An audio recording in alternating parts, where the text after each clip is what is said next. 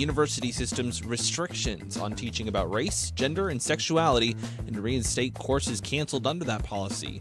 We'll discuss this and more of the day's top headlines. I'm Michael Adkison. And I'm guest host Donna Reed. We'll also talk with reporters Hannah Leventova and Ashley Cleek, who will tell us about an investigation into one of the country's largest hospital chains and its owner. Plus, Brooke Yahney, the wildlife director of the Houston SPCA Wildlife Center, will tell us about their work providing emergency care for native wildlife. And as always, we want to hear from you. Give us a call or text us at 713-440-8870 or email us at talk@hellohouston.org. Hello Houston is made possible in part by founding sponsors John Bradshaw and Kathy Sanders, and by gifts from listeners like you. Live from NPR News in Washington, I'm Kristen Wright.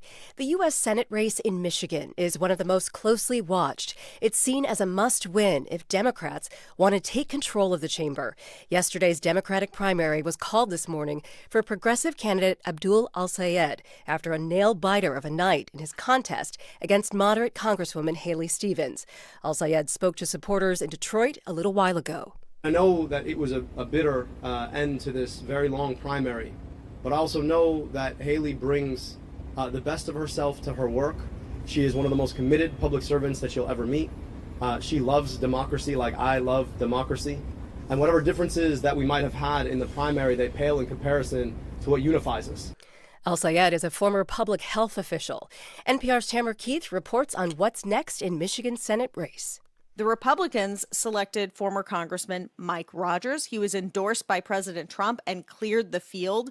Republicans see this as a key pickup opportunity in what could be a difficult year for them. But Rogers is an insider running in a year when the anti-establishment mood is strong, and he'll have to overcome the headwinds created by an unpopular president. NPR's Tamara Keith reporting there. Now to the war with Iran. President Trump says a deal to reopen the Strait of Hormuz could come as soon as today. Meanwhile, Yemen's Iranian-backed Houthis say they fired ballistic missiles at a Saudi oil tanker in the northern Red Sea. NPR's Hadil Al-Shalchi reports. The Houthi rebels called the targeting of the Saudi oil tanker, quote, precise. They said this strike brings the number of Saudi tankers they have attacked to 8. Last month, the Iranian-backed group declared a blockade on Saudi ships in the Bab el-Mandeb Strait, which connects the Red Sea to the Indian Ocean and the Gulf of Aden. They said it was in retaliation for a Saudi siege in Yemen. Saudi Arabia depended on this choke point to ship oil after the disruption in the Strait of Hormuz began in February.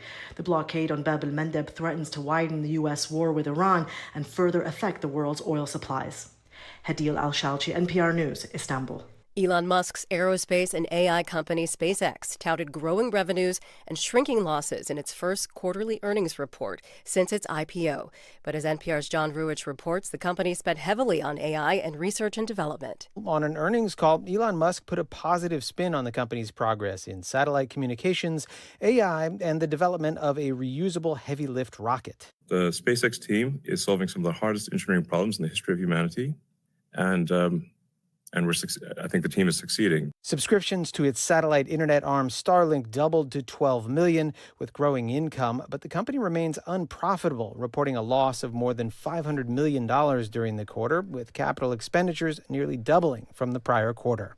John Ruich reporting. This is NPR News. Live from News 88.7 in Houston, I'm Shelby Rose. Governor Greg Abbott's data center moratorium has prompted calls for a special legislative session. News 88.7's energy reporter Natalie Weber tells us more. The governor says new data centers can't connect to the Texas power grid until the state completes an audit of these facilities.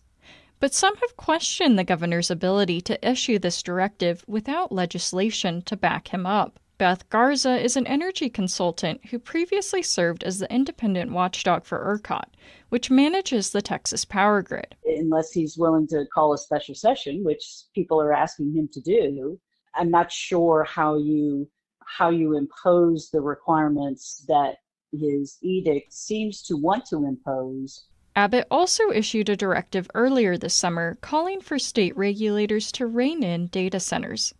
I'm Natalie Weber, News 88.7. Responding to critics this week, a spokesperson for Abbott's re-election campaign said the governor's actions had already prompted some data centers to make changes. No word yet on whether Abbott will call a special session. A former Harris County deputy is behind bars after being charged with sexually assaulting a minor. 34-year-old Nicholas Burbridge was arrested earlier this week, and authorities say he knew the girl he assaulted was under the age of 14 years old. ABC 13 reports that the incident happened in the middle of March, and Burbridge was fired just a few days after that. He is also facing a separate charge of soliciting prostitution. If Burbridge posts bond, he'll have to wear an ankle monitor and have supervised internet access. Most Houston area schools begin class next week. However, Crosby ISD began in-class instruction today. Next Monday, Houston and Galveston ISD kids go back to class. Clear Creek and Fort Bend are back on Tuesday. And the rest of the districts around Houston will trickle back in the middle and end of next week. The Houston Astros continued their hot streak with a win over the Blue Jays last night. Houston has taken the W in 12 out of the last 14 games, and they maintain first in the AL West, 2.5 games above the Rangers. I'm Shelby Rose, News 88.7. Support for NPR comes from NPR stations.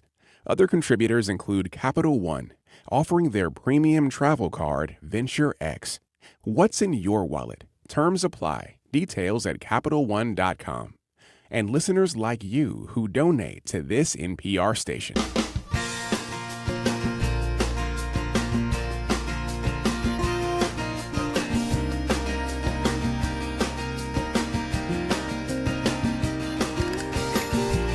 Live from Houston Public Media and News 88.7, it's Hello Houston, an open forum on today's biggest stories affecting Houston and beyond.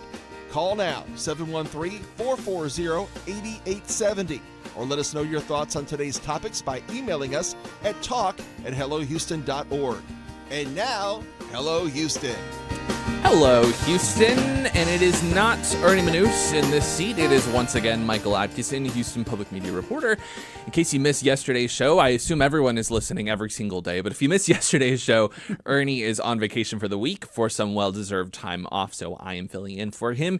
Here in his nice seat, I'm keeping it warm for him, but I'm not alone. We are still going through our guest host, and today, our guest host joining me today is Donna Reed, the iconic Houston radio personality. Donna, hello. Oh, hello. I don't know about iconic. That's probably okay. You're selling yourself short. You're selling yourself short. Okay. You right before we went on the air, we were talking about a moment that happened earlier this morning where we were running through our plan. We were going through everything, and Donna just looks at me and she goes, "You're a Scorpio, aren't you?" Which I am. It was quite shocking to be called out like that. See, everybody's going to think I'm a palm reader or something, which okay, maybe I did that before I did radio. Okay, maybe for a while. Did you really? No. Oh, okay. See, I had you fooled. Yeah, but there's something about you. You just seemed like, I don't know what it is. I have that ability. It's scary.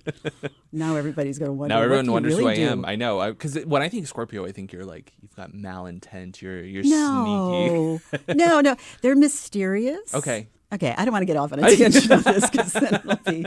No, it's informative. It's educational. It is. Well, I mean, they're very direct and sincere, and I'm married to one, so I can spot them a mile away. Yes, I can spot them. Well, what's your sign? Gemini. All over. Okay. I love it. Well, we are so happy to have you here. Thank you for being here. You are no stranger to the station, and in fact, you're doing double duty today. It is a double header. Double I love header. Baseball terms a lot. Yes, this afternoon for David Pittman. So it's always a multitasking in my brain, but it's fun. He's a wonderful teacher, so I feel I can step in for him while he's on vacation. Love it. You're sticking around. You're sticking I here. am, yeah. Peanut butter jelly sandwiches in between. I'll be good. I love it. And we're also going to have you later on this week. So if you like what you hear today, stick around because she'll be with us on Friday. We are so happy to have you. Thank you. We have a great show ahead of us as well. We're going to be talking with a couple of reporters from Mother Jones about a big investigation that they did regarding a healthcare system that is privately owned. And they have a few hospitals here in the Texas area. So we're going to talk with them about what you need to know about the healthcare system and this healthcare group and what a for-profit healthcare group can do. We're also going to be talking with animal experts about safety, what to do if you come across an animal out in the wild, what to do. I know feral hogs are everywhere in Texas. I don't know that you see them in Houston so often, but you never know. You never know. Yeah. They're everywhere. So we're going to talk with what to do when you come across a wild animal. But Donna, you're filling in for headlines. If you want to go ahead and take us into the top headlines of the day. Thank you, Michael. 4 professors and a national faculty group asked a federal judge on Monday to block the Texas A&M University system's restrictions on teaching about race, gender, and sexuality, and to reinstate courses canceled under the policy. The university system bars professors from advocating race or gender ideology or topics related to sexual orientation or gender identity. It requires presidential approval to address those subjects in certain courses and, according to the lawsuit, prohibits them in core courses. This lawsuit asked the judge to rescind instructions requiring professors to remove particular readings or subjects and declare the policy unconstitutional. They allege the restrictions violate the professor's First Amendment rights and are so vague that faculty cannot determine what they may teach without risking discipline. Chris Bryan, a spokesperson for the Texas A&M University system, did not immediately respond to a request for comment to the Texas Tribune on Tuesday. So what we want to know is, what are your thoughts? Call or text us at 713-440-8870. I would really love for someone who lives in College Station or is affiliated with Texas A&M to let us know their thoughts. If anyone's listening right now, I know our airwaves make all the way out there, so please give us a call or text 713-440-8870. My thought, this isn't some profound thought by any stretch of the imagination, but to me, I remember when the conversation was all about the 1619 Project and DEI and critical race theory. In 2021 or so, and the context was we shouldn't be teaching this to young children in public schools.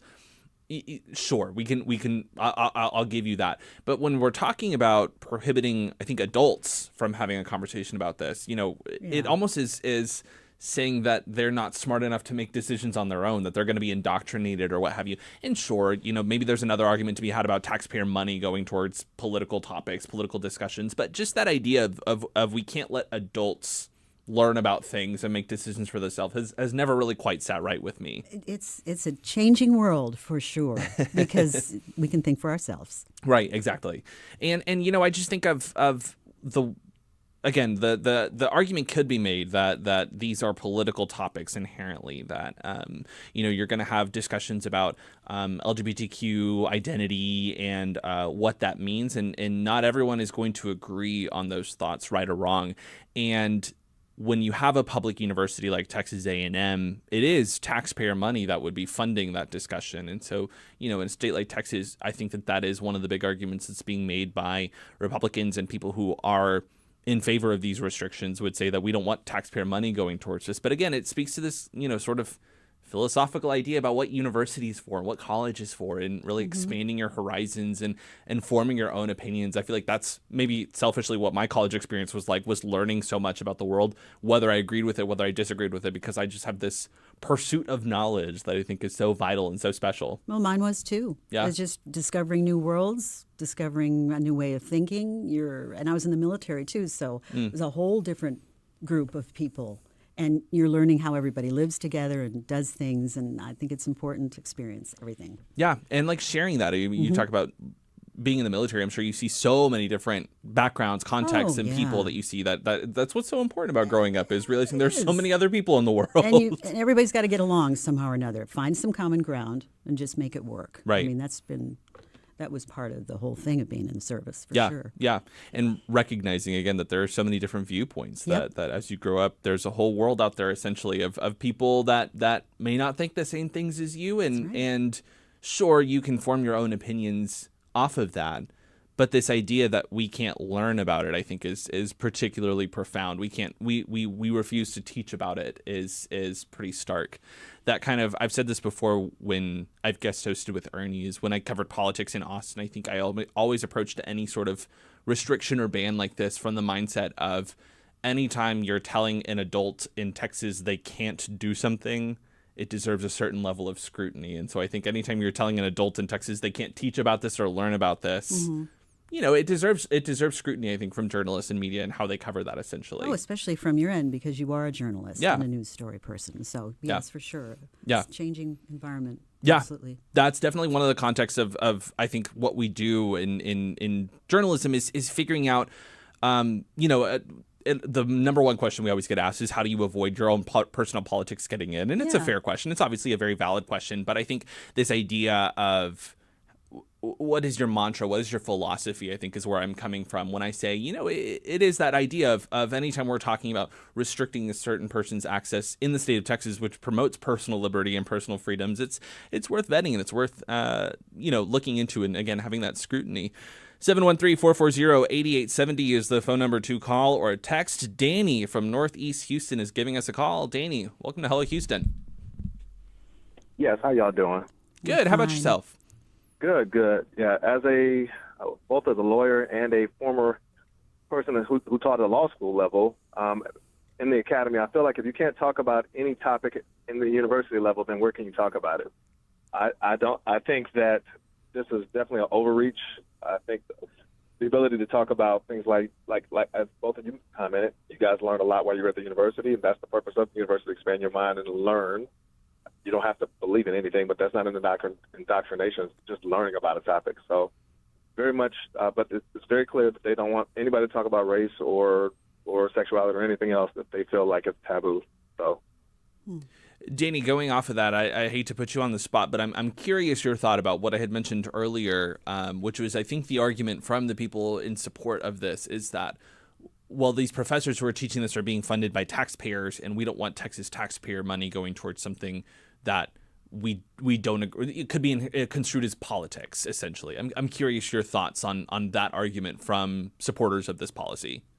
Well, where do you draw the line is the question, and that's the issue. You draw the line in things that you don't want. So if you don't want to, I don't want my tax dollars going towards discussions about race. But what happens if they say, well, I don't want my tax dollars to go towards religion or Christianity or all these other things that you do believe in? So do they just limit it because you're offended by it personally, or a certain segment of the population? I thought the purpose of the university is to have knowledge available, and that was it's not. You're not supposed to give a bias towards either side, but to at least have the ability to present it. And I thought that was the purpose of the academy. So if not, then what is the purpose? Yeah, I think that speaks to kind of what we were talking about earlier of where you draw the line and what you're going to do. Danny, thank you so much for calling in. We appreciate it. 713-440-8870 is the number to call. Fatima from Copperfield is calling now. Fatima, welcome to Hello Houston. Yes, hi. Thank you for having me. Sure. I'm a former Aggie here, and I just had a quick comment to make. Sure. Which is to say, just to be the devil's advocate here for a second. In this day and age, we are so lucky that the quote-unquote school bench is not the only place you have to go to for education. So going back to your comment about these being, an adult population, so many of us adults in the state have so many resources in our disposition to learn and make adult decisions. You have folks using ChatGPT to make day-to-day decisions and what have you. So if there's a silver lining here, knowing that A&M is not going to be the only university with such policies, it is that luckily we live in an age where school is not the only place where you can get educated and make informed decisions. Certainly. And I think it's worth also noting that Texas A&M is not the only school facing such scrutiny, that Texas Tech is also facing a similar lawsuit from professors about their similar restrictions on teachings. But to that point, I think that Fatima makes a good point. You make a good point, Fatima, that this idea of every state is entitled to their own decision. If you don't like it, you can move somewhere else. I think that's been the ideal argument from Texas state lawmakers, essentially, is, hey, this is Texas. If you don't like it, go to a northeastern school. And for the most part, Texas universities keep increasing and Texas cities keep growing in size. So they've almost taken that as a pat on the back of, hey, if we're still growing, people like what we're doing. Is that fair to say of your reaction, Fatima, of that if these universities want to keep doing this, it's their right and you can go to another university? Well, no, I think it's more. First of all, let me say that I am absolutely against this policy. Okay. But I think the point I'm trying to make here is that thank goodness we're not 100% relying on the education provided by university systems to learn and make informed decisions. If that was the case, well, a lot of adults these days would be in a lot of trouble. Gotcha. That's the point I'm trying to make. Yeah. That I'm understanding now. You're saying it's we don't have to be so dependent on a university like Texas A&M University or Texas Tech that's doing a policy like this. Absolutely. All right. Fatima, thank you so much for your time. We appreciate it. Comments from our YouTubers watching on the live stream. Wine Goddess TX writes, teaching is different than discussing. As it is now, a professor can't even bring up or answer questions on any of the so-called woke topics. Another YouTuber writes, state-driven restrictions on public education in Texas enacted via legislation like Senate Bill 17 and Senate Bill 37 have centralized ideological control over public universities and its authoritarian overreach. We also got a text from our phone number, 713-440-8871. Listener asks, as for the A&M discussion, if race, etc. is not allowed, why is religion? That's what Danny asked earlier about where do you draw the line? It's a slippery slope, and there's so much of that gray area threshold of what's okay and what's not okay. And Danny and Fatima coming in and talking, I think that was great because they both had an interesting point of view. One is an attorney, and one was a former alumni of Texas A&M. So it's an interesting discussion, and I don't think there's anything. It still seems cloudy and murky for a long time coming, and but discussing it is good. Yeah, for sure, absolutely. 713-440-8870. That is the number. Another YouTuber writes, guess what? If they're going to post the 10 Commandments in schools, then I'm not paying my school district taxes anymore.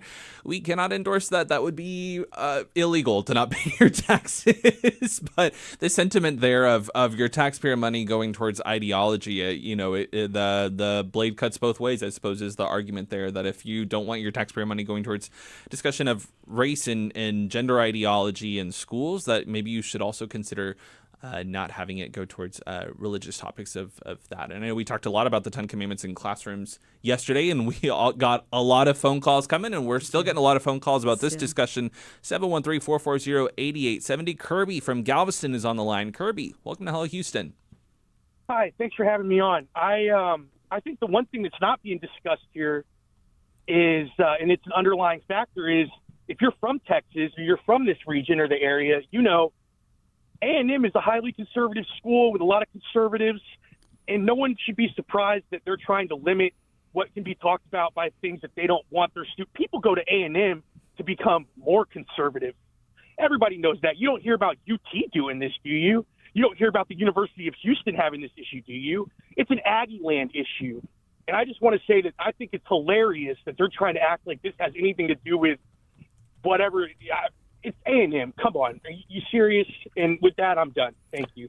I appreciate your time, Kirby. I will make a note that other universities are making similar restrictions. The University of Houston is restricting some of those classes that are being taught. They haven't faced a lawsuit over it yet, but I do also believe UT Austin is facing certain scrutiny over those gender ideology-based classes. So, the laws that have been put on the book are focused on essentially every single one of these universities, but whether or not they're facing a lawsuit, that remains to be seen. Right now, it is just Texas A&M and Texas Tech, but very strong-willed discussion. Everyone's got a lot of takes on it. We really do appreciate everyone calling in. Coming up on Hello Houston, we're going to talk about the rise of American Healthcare Systems, a for-profit hospital company that promised to rescue struggling medical centers, but it's now accused of leaving behind more than $180 million in unpaid taxes and bills. This is Hello Houston on News 88.7.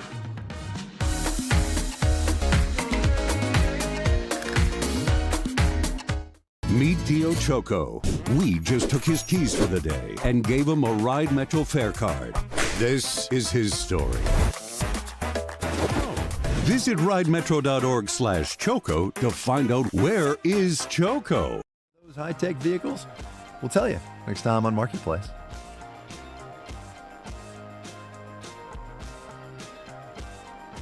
You can listen to Marketplace. That's coming up later today at 6:30. This week in This American Life. 29 days after a local hospital closed its birthing unit, Katie went into labor. So that's not great, right? And then something else happened.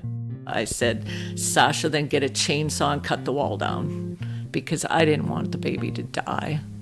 One doctor doing incredible things, so many of them, things she has never done before.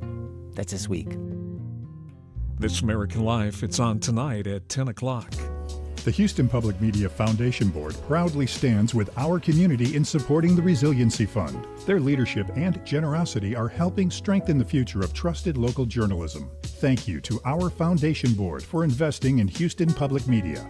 Support for Houston Public Media comes from listeners like you and from Central Market, featuring 31 years of celebrating New Mexico's Hatch chilies with fire-roasted flavor and products throughout the store. More at centralmarket.com. Support comes from the Museum of Fine Arts Houston, presenting Ernesto Neto Sun Force Ocean Life, an immersive exhibition exploring ecology, spirituality, and sensory awareness. Now through September 7th. Tickets at mfah.org. Support comes from the 2026-2027 In-Print Brown Reading Series, featuring Hernan Diaz, Emily St. John Mendel, Claudia Rankin, Colson Whitehead, and others. Season tickets and more at inprint.org. And now back to Hello Houston. To comment on today's topics, call or text 713-440-8870 or email us at talk@hellohouston.org. And now, Michael Adkison and Donna Reed.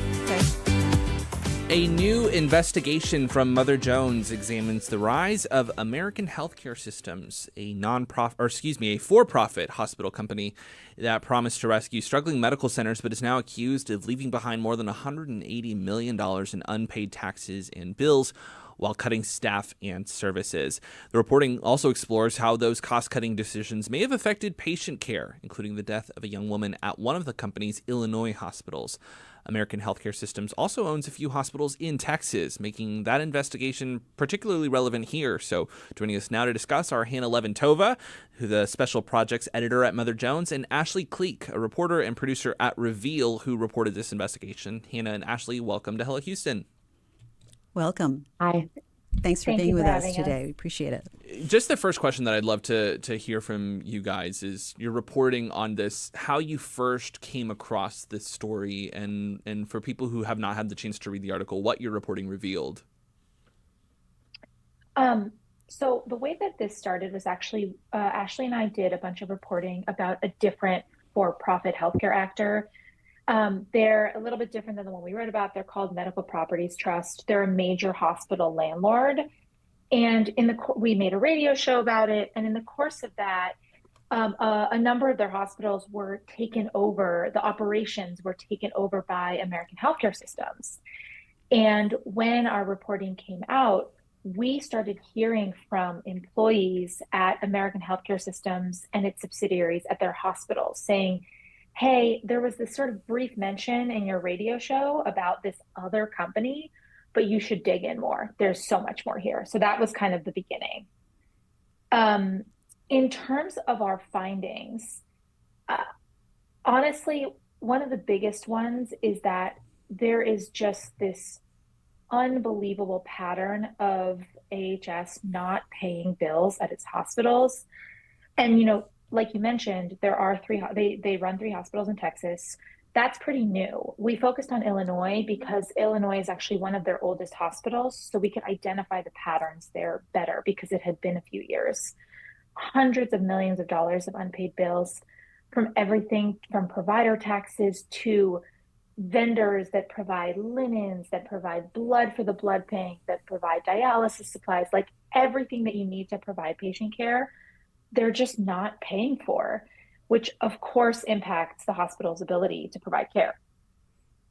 You talked about patterns that you found with this, and obviously you highlighted a couple of there, but tell me, do you really believe they are patterns that would then be replicated at other hospitals that they have, like the ones that you mentioned in Texas? Tell me about that. I mean, I want to let Ashley, because she's deep in this, but I will just say, there are more than 100 lawsuits against AHS and its subsidiaries around the country, including in Harris County, where one of the hospitals is in Houston. So it's already happening in Houston. There are tons of court records, more than 100 lawsuits alleging at least $65 million in unpaid bills just to vendors. So the court records reveal that pattern in every place where they have hospitals, including Texas. With that, talking about the Houston lawsuit, the Harris County lawsuit that you mentioned, I read through the article and didn't see that mentioned. Tell me about that lawsuit if you can, what the allegations are and what folks here in the Houston area should know. Well, the lawsuits are across the country. So Gotcha. They have hospitals in California, Illinois, Florida, North Carolina, Louisiana, and Texas. And there's lawsuits from vendors all across the country. And so what we see is that there's this replicated pattern of property taxes not being paid. In different states, it's called something different. In Illinois, it's called a provider tax, but it's basically what all hospitals pay into to kind of equalize healthcare across the state, and then they get money out. So hospitals pay in per their number of beds, and then they get money out from the state. In Harris County specifically, the lawsuits that we've seen, and again, this is kind of reporting that we're still working on, but our article does show that when someone tries to flag lack of payment or some kind of issue with doctor payments, vendor payments, they are let go. And that's actually what you see in the lawsuits in Harris County, which is nurses kind of alerting the company to say, hey, I haven't been paid in a while, or hey, this is an issue that's coming up. One nurse tried to take family leave after fostering an infant and was let go. So I don't know if we can say yet that those are patterns, but those are definitely lawsuits that exist in Harris Are there County. some states not affected by this at all? Yeah, they sorry, go ahead. Yeah, I mean, they don't own hospitals in every state. They own 18 hospitals, or they run 18 hospitals. So yeah, there's definitely states where they don't have any hospitals. Right, but in the 6 states where they run current hospitals, so they run 18 hospitals in 6 states, every single one, there are multiple lawsuits. In Harris County, I just was curious. I looked at our spreadsheet. There are 10 just currently of vendors who haven't been paid, which doesn't even account for some of the whistleblowers that Ashley was mentioning. That's just vendors who haven't been paid. Wow. Millions of dollars. So that's just in Texas. Kind of going off of that, I think a lot of people are familiar with the concept of a for-profit hospital, but probably have not dealt with it firsthand. And when they think of a hospital, it's not the first thing that comes to mind. So you guys who have done a lot of reporting on this, how would you characterize a for-profit hospital, and how would you characterize AHS, American Healthcare Systems, as different from par for the course, essentially? I mean, I think that probably Hannah and I will split this up, but I think that it's really natural that people don't know what kind of hospital that they're going to. I mean, many times you don't get a choice, right? If you're in an ambulance, if it's an emergency situation, you're taken to the closest place. And oftentimes it's not clear. Is it a religious hospital? Is it a not-for-profit hospital? Is it a for-profit hospital? There's nothing about these hospitals initially that would make you understand that they're for-profit. What you start to see is what the kind of nurses has described for us as that every single thing is a line item in a budget. And so every single thing that can be done at a discount or can be cut back will be cut back. So we've heard nurses describe, not having enough towels. Basics, right? Not having enough towels, not having enough bed linens, laundry not being done at a regular clip. The materials they describe in this really detailed way getting worse and worse and worse. So we're talking about catheters that aren't strong enough, that just kind of leak all over the place. Really kind of the kind of basics that you need at a for-profit hospital seem to be the things that are kind of cut down on. And all of those things, I'm sorry, I didn't mean to interrupt, but all those things are affecting the patients too. The directly. Yeah. Going off of that, I'd love for one of you guys to talk about Chelsea Adolphus, the kind of the crux of the story. Her narrative is particularly harrowing, and I think really kind of encapsulates what we're talking about. If one of you guys would be willing to tell us about her and her role in all of this. I'll jump in and Ashley fill in any holes, but Chelsea's story, when we stumbled on it, it felt like an encapsulation of just what happens when you disinvest in so many corners of a hospital. And this gets at, the for-profit model. Chelsea came in, she had this bleeding going on for several weeks. It was getting worse. She was super weak. The medical staff put her, they thought she was in alcohol withdrawal. So they gave her some really strong medications that can make you disoriented. They can make you hallucinate. These are known side effects. Put her in a room for monitoring. A week before she got there, American healthcare systems had furloughed nearly 80 employees, including almost all of the sitters at the hospital. And sitters are the safety attendants that are supposed to sit with someone who could hurt themselves, who could wander off, who is on a strong medication like Chelsea was, that's not making them, they're not clear-headed when they're on it. But there were no sitters. It was recommended she have one. There weren't any to sit with her.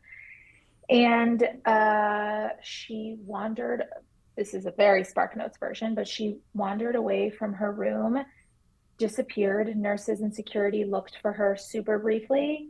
They looked at camera footage, which was very sparse in the hospital. There were a lot of cameras that didn't work. Didn't find her, said she was discharged, even though they had no evidence of that. And 8 hours later, she was found on the roof.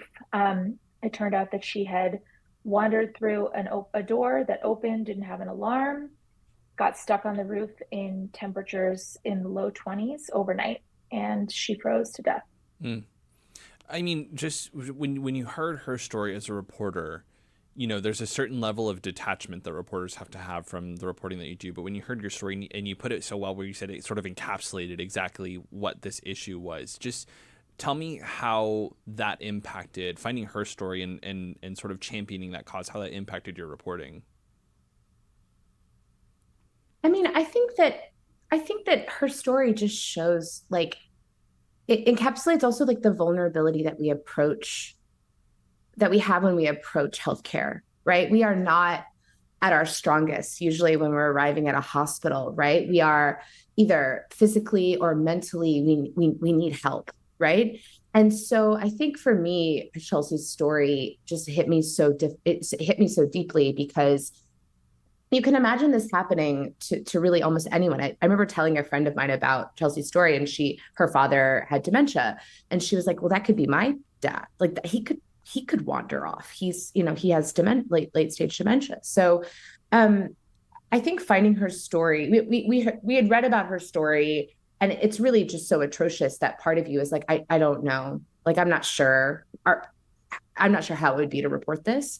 But then as we started to kind of dig in, as we started to get more documents, and just to see, like, you could just see how the things that weren't there, cameras, door locks, alarms, sitters, right? These kind of things that were cut out, each of them could have at least maybe stopped or helped in the search to find her. Yeah, there was a line in no, please go ahead. No, I was just going to add, well, Ashley just summarized that so well, but I was just going to add that, like, to the encapsulation of the for-profit model, like, if you are focused on maximizing the profit of a hospital and you're cutting things like sitters and security cameras and the whole point of a hospital is that it is equipped for the worst case scenario at all times, which is super expensive. For most people, if they don't have a sitter, it'll probably be okay. So like in the model, you're like, okay, let's cut the sitters. But then you have the one person where it wasn't okay, that you didn't have all the worst case, you weren't paying for all the worst case scenario things 24/7. But a hospital is like the one place that has to be equipped at all times for every bad scenario. And what we saw with this was just an encapsulation of, like, didn't fix security cameras, didn't have alarms on doors, that whole list Ashley just had. For most of the time, it'll be okay. At some hospitals, maybe that will never come to fruition with harm to a patient, but inevitably somewhere it will. And we saw that with Chelsea. Yeah. To both of you guys' point, there was a line in the story that stuck out to me as you guys were talking about her, that there were a couple of nurses who tried to follow her but had other patients that they had to deal with and couldn't be devoted to that. And so it's this idea of, when you cut down on staffing, that there were repercussions to that, essentially, that suddenly the nurses had to fill multiple roles and they had other duties that they had to get to, and that's what resulted in this. Exactly. Yeah. And I mean, we've talked to so many staff and nurses, and they are incredible. They find ways to jerry-rig stuff that's not the right way, not the right kind of IV, but they make it work. Like, they are always trying to provide the best patient care, but at a certain point, I mean, they can't. I was reminded reading, this is not a perfect analogy, so I hope I'm not speaking out of turn, but I was reminded reading through this article of kind of the central thesis of John Carreyrou's reporting with Elizabeth Holmes and Theranos, that she essentially had dabbled. She had the same background as big tech, but tried to dabble in public health. And he writes essentially something to the effect of, public health is kind of a beast in and of itself. You can't just step into it. You have to have the knowledge that you need to do that. So it's not a perfect analogy, but talking about the world of for-profit businesses and education for-profit businesses and the way that they operate, that when you step into public health and you're focused on business and cutting costs where you need to, it has repercussions, as you guys reported. Yeah, and it's all about the scale of those consequences. Like, if you're a for-profit owner of a company that makes like jeans, I'm sure we've had this experience where like the jeans you love are worse quality, right? Someone came in to cut costs. The jeans are crappier now. Okay, the consequence is that my jeans are not as nice, but that is a very different consequence than you came in and cut costs, and like patients might have injuries that will impact their lives forever. They might, God forbid, die. Like, it's all about the scale of the consequences from the cost cutting. And as you mentioned earlier, every patient is different. You don't know the outcome, you don't know the situations, so the hospital has to be prepared for all of those situations that come in, and that can cause dire consequences for any of the patients if they're not ready. Right. Kind of going from there, you've mentioned obviously that there is a hospital in the Houston area that is with the American Healthcare Systems, AHS. I know that this is kind of a big question that we also kind of answered earlier when saying that you don't always have control over what hospital you go to. But should someone in the Houston area need to go to a hospital, what can they do to ensure that they're going to a hospital that, if you have the answer to this, that is going to give them the best care that they can get, essentially? Oh, I don't know if I'm equipped to answer that question, just to be really frank with you. No, of course. Yeah, I mean, I think that I think what Hannah said is really right. Like, I think that the healthcare providers that work at these hospitals, like for-profit or not-for-profit, are really, really good providers, right? Like, nurses and doctors often don't choose where they work or what happens at the hospital in their neighborhood where they have admitting privileges. Sure. So like St. Joseph's Hospital, which is owned by a subsidiary of American Healthcare Systems, which is called Healthcare Systems of America. Mm-hmm. They get a little jumbled with the names. Is a for-profit hospital. And honestly, we haven't done enough digging into it to say anything about it, other than that they have some lawsuits again for non-payment of vendors, and a couple of what's it called, staffing lawsuits. Mm-hmm. Sure. But yeah, I don't know. I would not be able to give your audience advice. Definitely. I'll turn and I know you can't necessarily give a peek behind the camera, but you've mentioned a couple of other lawsuits that you guys are digging into. But where does your reporting go from here? Well, we're really hoping to hear from people, from doctors and nurses and staff, accountants, because again, when hospitals, I'll give you a good example. Like, there's a hospital in Florida, Coral Gables, that's like, it was like the jewel, or it is the jewel of Coral Gables. It's an old hospital. And this is not just Coral Gables. There's many hospitals. It's the jewel of the community. Probably at one point it was a community hospital. And then at some point it got sold to one for-profit owner. And then maybe it got sold to another for-profit owner. And now it's been sold to Healthcare Systems of America or American Healthcare Systems.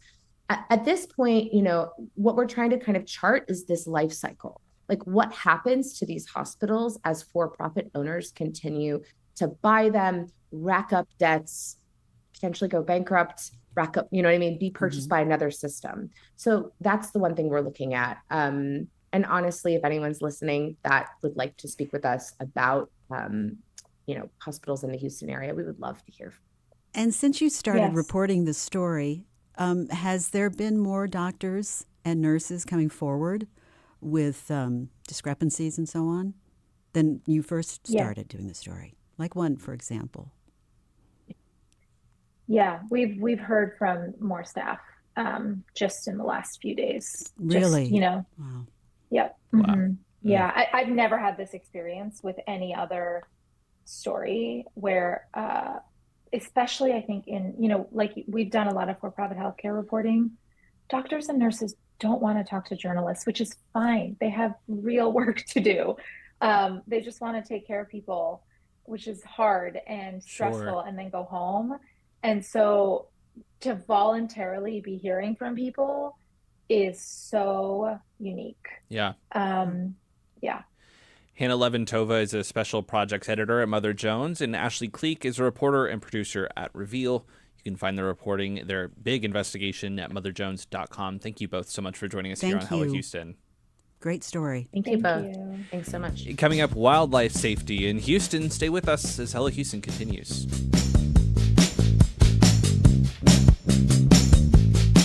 Meet Gamola, songwriter, world-class violinist, and award-winning multi-genre artist. We just took his keys for the day and gave him a Ride Metro fare card. Visit ridemetro.org/Gamola to learn more about his ride. To see these indictments and the use of this law for what it is, which is an attempt to scare Americans. I'm Elsa Chang. That story on All Things Considered from NPR News. You can hear that today at 3 o'clock. I'm Anthony Brooks. The Trump administration is making it harder for people to claim asylum in the U.S., and a recent Supreme Court decision supported the policy of turning people away at the border. It's closing many pathways for people fleeing persecution. We'll look at the state of asylum in the U.S. next time on Here and Now.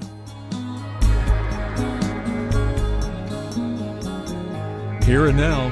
That's coming up later at 1 p.m. Is your car or truck just sitting in the garage gathering dust? It's time to kick that ride to the curb. When you donate any vehicle to Houston Public Media, you aren't just clearing out the clutter, you're fueling the local programs you rely on. Learn more at houstonpublicmedia.org/cars. Support for Houston Public Media comes from listeners like you and from Baylor College of Medicine. With over 125 years of innovation behind it, Baylor has driven progress in health and medicine through research, education, and care that push the frontiers of modern science.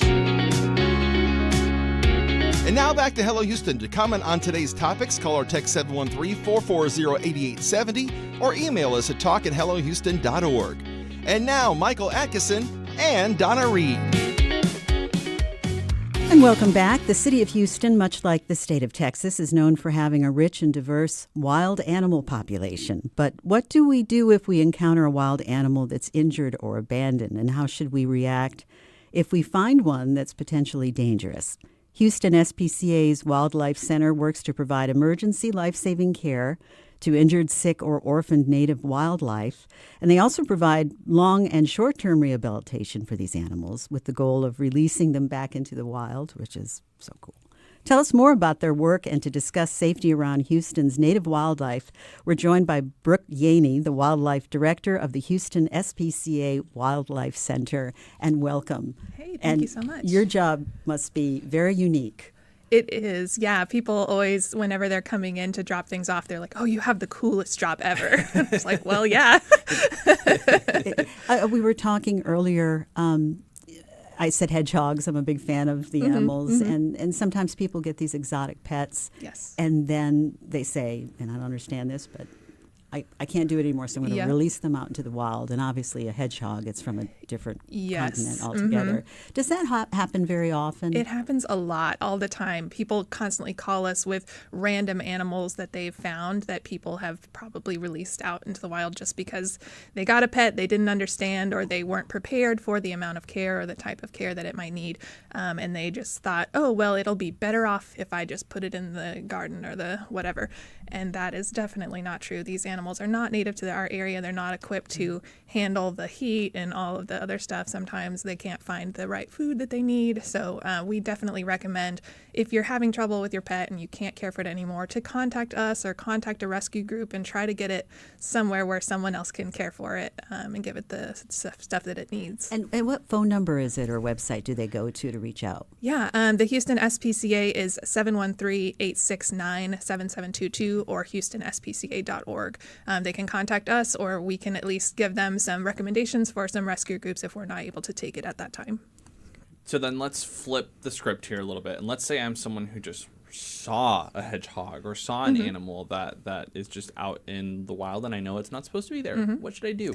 Yeah, you can definitely call that same number. We are happy to give advice, and we can talk to some people. If they're willing to keep it and try to find a rescue group, that's great. If they're not able to do that or not willing to do that, we do sometimes take those things in. Like, we got a hedgehog about 2 weeks ago that someone found that they couldn't care for, and they brought it to us. So we do try to take those things in, but as much help as we can get from the public with those types of situations, that definitely helps us out a lot. What is the most common creature, though? That's exactly what I was going to ask. See? It's the Scorpio Gemini thing. We're like, I mean, is there just an animal that's mostly found in backyards here in Houston? The most common thing that we get in is the Virginia opossum. We get about 4,000 to 5,000 possums per year coming into the center. And there's several reasons for that. One, they don't have very long lifespans, which correlates to they have a lot of babies. So they have about 13 babies per litter, and they can have multiple litters per season. So throughout between February and about September or so, we're just constantly getting babies out of babies and babies and babies. 4,000 to 5,000 a year. Yes, that's I don't want to do the math. That's like 100 a day or something like that. That's insane. Yes, it's crazy. It is a lot of work, and they don't feed on their own when they're real small. So we are doing tube feedings 3 to 4 times a day, and it is a lot of work. But everyone once you start working with them, you learn to really, really appreciate them, and they're everyone's favorite usually. So when you get a call like that, let's say it's possums, there's a ton. What does that call look like? How do you get those possums? Yeah, it's different for everyone. I mean, a lot of times, unfortunately, the situation is like the mama possum has been killed or badly injured, either by a dog or they've been hit by a car, something of that nature. And then people are seeing this and they're either saying, oh, this possum is injured, and they bring us the possum, and they don't even know sometimes that the possum has a pouch full of babies. Or sometimes they'll see the dead mama and there'll be babies like crawling on her or around her. And they'll be like, oh, okay, these babies are obviously orphaned, and they'll bring them in that way. Wow. What's the most bizarre animal you've ever had an encounter with? You know what I'm getting at. What's the one incident? I get this comment all the time, and for me, the bizarre things are the things that you wouldn't think about people wanting to save. Like we get in things like butterflies and moths, and we got in a crawfish one time that didn't have one of its little pinchers. But little kids in summer vacation, yes. I mean, that's a great experience for them, right? Yeah, it is for sure. We get a lot of ducklings too. I know they're not that super exotic, but we were talking about like some of the things that we get in most commonly. Ducklings are another one of our most common intakes because they will kind of end up in the same situation as the possum. Like the mom will get injured and there'll be 20 ducklings following her, and then they just get scooped up. We always hear about bark and the space that they have at their shelter. And when you said 4,000 to 5,000 possums, they're small, but I was like, oh my gosh, what is spacing like at your facility? Yeah, it gets crowded, but basically we just keep adding more aquariums and more incubators until we got room for them all. We do have some of other rehab centers that will help us out, and other rehabbers that maybe work out of their homes. They will take some of the animals that we get in, because we're just like an intake center, and we have a good hours during the day that people can drop things off after work and things like that. So some people do help us out and take things off our hands, but we will just keep taking anything that we have the capacity to care for, we will take. Do you have? I'm sorry. Go ahead. No, go ahead. No, you please. Do you have a lot of volunteers and a lot of veterinarians that stop by to? Yeah, we wouldn't be able to survive without the volunteers that we have. We have a pretty small staff comparatively to the amount of animals that we take in. So a lot of the work is done by volunteers, and people who are interested in volunteering can go on our website and fill out the volunteer application. We would love to have them. We're getting into baby squirrel season, which is another season that's a lot of work, and we are feeding all constantly throughout the day. So we need a lot of help. Is it mostly animals that I don't know, I think of the animals that I come across in my daily life, and squirrels is obviously probably top of the, I don't have a dog or a cat, but squirrels is towards the top, and then I see ducks and I see possums and I see raccoons. Is it mostly animals like that people are used to seeing around them that you guys get, or are there like, feral hogs or what have you? It's a pretty big mix. I mean, we are one of the largest centers in the nation, and Houston obviously is a huge area, but we also are taking in animals from all over. We take in things from Orange, Texas, just because there's not a rehab center that's really over in that area. So we get a lot of the common backyard suburbia animals, but we also get lots of like hawks and eagles and bobcats and things like that you don't typically think of as like a Houston city animal. But yeah, we take in everything. Yeah. You use the word rehab, which obviously makes sense. But when you think of rehab, I don't know that animals are the first thing that come to mind. What does the rehabilitation process look like? Obviously, every animal is different, but broadly speaking, what does it look like? So we have people obviously coming in our front door, dropping things off. We'll do a quick triage with my staff, trying to get things into the right area. We need to figure out what they need. So if they're injured, obviously we'll have our veterinary team check them over and see kind of what they need. A lot of times, though, they're just babies. So we'll just move them straight into our little like feeding line, and they'll go through the process. If they're injured, we'll treat their wounds and try to get them healed back up. But if they're babies, we will just raise them until they're old enough to survive on their own. And then once that whole process is finished, we will release them back into the wild. So if we find an animal in our backyard that's injured, what do we do? It depends on the type of animal, but if it's an animal that you can handle safely, we recommend getting a towel or blanket, putting it gently over top of the animal, and then scooting it into a box. That way you don't even have to handle it at all. You can just use the towel or blanket to scoot it into a carrier or a box. If it's a larger animal that you may not be comfortable with, you can always call us for advice, or we do have an ambulance that we can send out on a limited basis in Harris County. We got a question from our YouTuber. My British Computer Guy asks, are there any critters you won't take? Yes, so we do not accept adult deer, we don't accept alligators, and we don't accept venomous snakes. Okay. But pretty much everything else we'll take. Fair game. Yeah.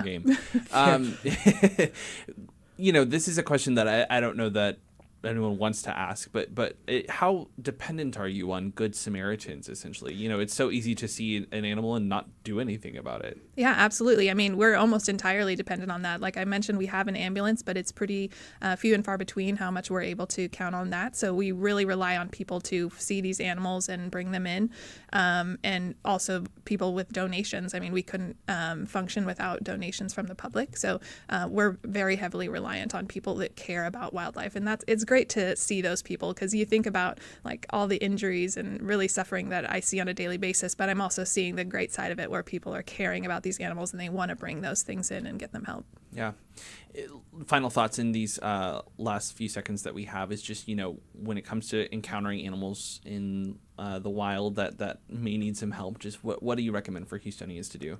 I would recommend giving us a call. Again, our number is 713-861-9453 is the direct line to the Wildlife Center. We can give you all the advice that you need, and we're answering that phone from 9 a.m. to 6 p.m. every day. Wow. Getting help on the line as quickly as you need it. Yep. Thank you for what you do. Yeah, absolutely. Thank you for having us. Absolutely. Absolutely. Thank you so much for coming on. Brooke Yahney is the Wildlife Director at the Houston SPCA Wildlife Center.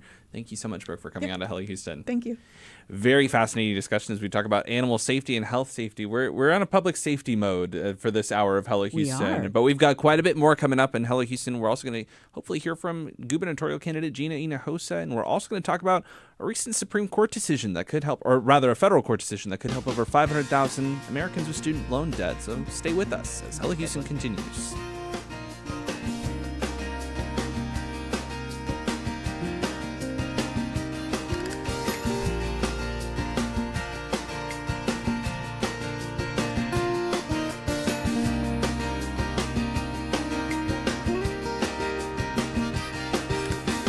Stay tuned. There's more Hello Houston on the way.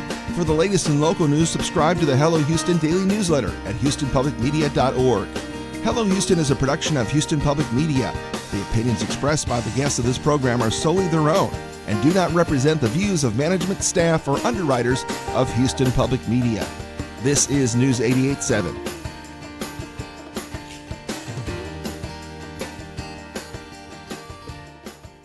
Support comes from Belmont Village Senior Living, committed to enriching the lives of seniors through hospitality, engaging programs, and custom care that evolves with changing needs. Serving Houston and West University and Hunters Creek. More at belmontvillage.com/Houston. You can watch Houston Matters on HPM Plus, free to download for smart TVs. Hot day today. You may see a shower, though. We have a chance of a thunderstorm this afternoon. Currently 86. Your NPR station, KUHF, Houston.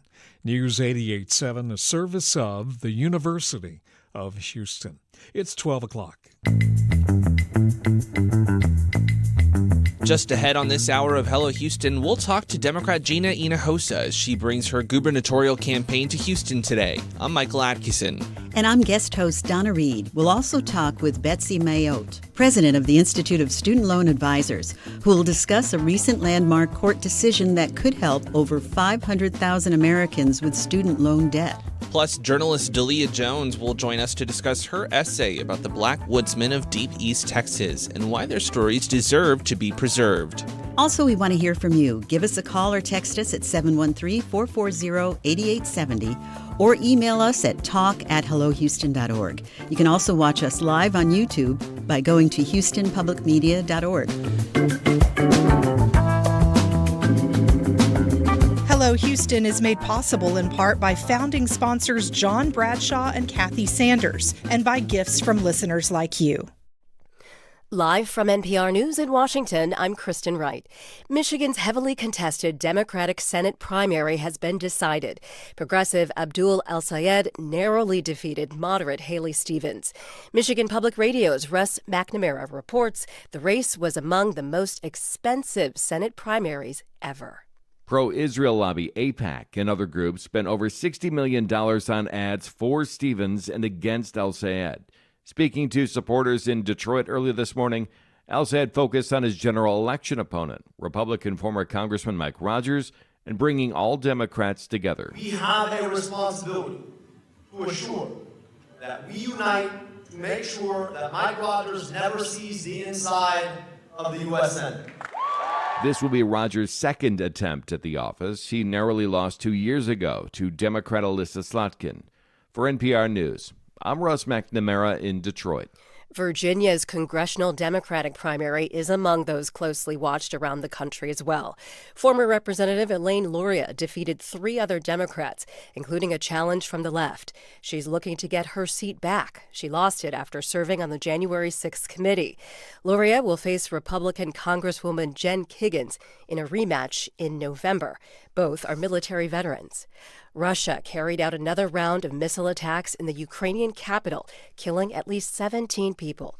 NPR's Greg Myrie reports. Russia fired more than 24 ballistic and hypersonic missiles into Kyiv and its suburbs, igniting large blazes that lit up the night. At daybreak, the sky remained hazy with acrid smoke. The deadliest attack was at a train platform where 8 people were killed while waiting for a train that was running late. Ukraine says it's exhausted its stockpile of U.S.-made Patriot air defense missiles that have limited the damage from Russian attacks in recent years. President Volodymyr Zelensky is pleading with the U.S. and other nations to resupply Ukraine. Greg Myrie, NPR News, Kyiv. Congressman Chuck Edwards is dropping his re-election bid after a censure recommendation. NPR's Barbara Sprent reports. The North Carolina Republican says he will complete his current term but is ending his re-election campaign.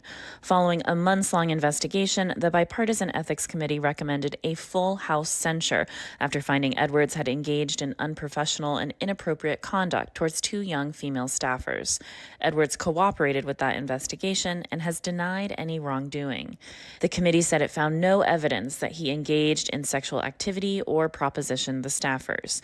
A committee of North Carolina's 11th Congressional District will convene next week to select a Republican to replace Edwards on the November ballot. Barbara Sprent, NPR News, Washington.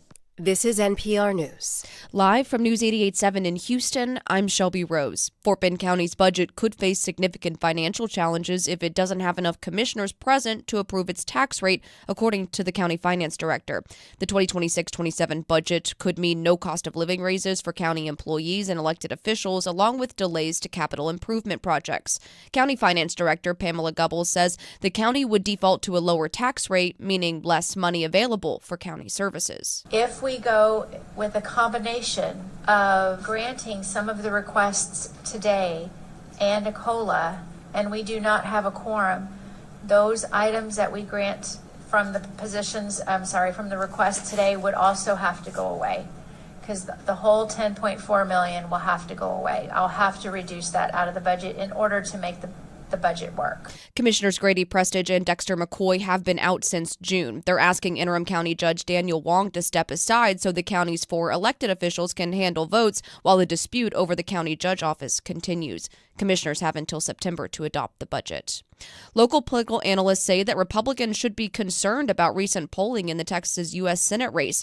According to multiple polls, Democratic candidate James Talarico has a slight lead over Texas Attorney General Ken Paxton. Renee Cross is with the University of Houston's Hobby School of Public Affairs. She says one thing in particular sticks out about the polling. Independents are by far breaking for James Talarico. And again, in a state where independents traditionally break for Republicans, I think that is some area of concern.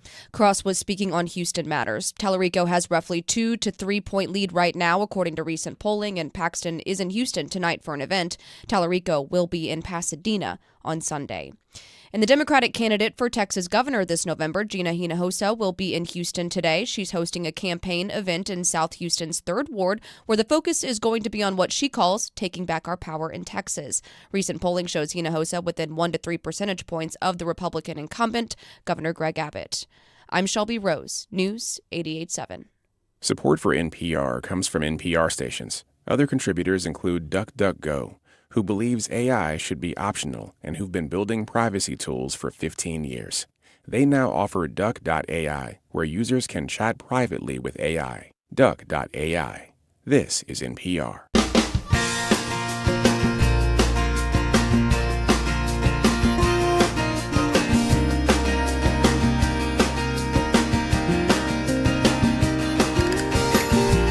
Live from Houston Public Media and News 88.7, it's Hello Houston, an open forum on today's biggest stories affecting Houston and beyond.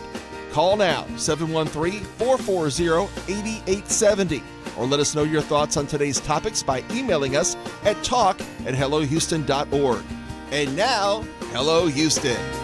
Hello, Houston. Hello. This is Houston Public Media's Michael Adkison and Donna Reed, both filling in for the seats here on Hello Houston with Arnie Manous out on vacation for the week.